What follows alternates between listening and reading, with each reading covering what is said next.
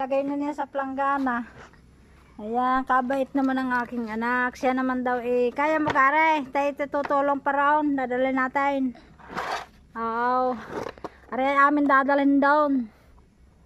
Doon sa bangko. At aray para bukas ay maibilad. Aray, ulay. Tunay naman. Ang aking taga tulong. Oh. Ay nakaw, talagang hindi magkaintindi ha. Sa bigat. Oh, itaas mo. Taas sa upuan. Para hindi yari makakain ng asaw. Oh, di ni raw niyari papataw. Katabi ng sampalok. Oo, diga oh. Sa dami na namin nga rin na himay. Oh.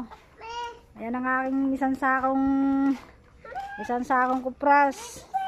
Ready na. Pampatimbang.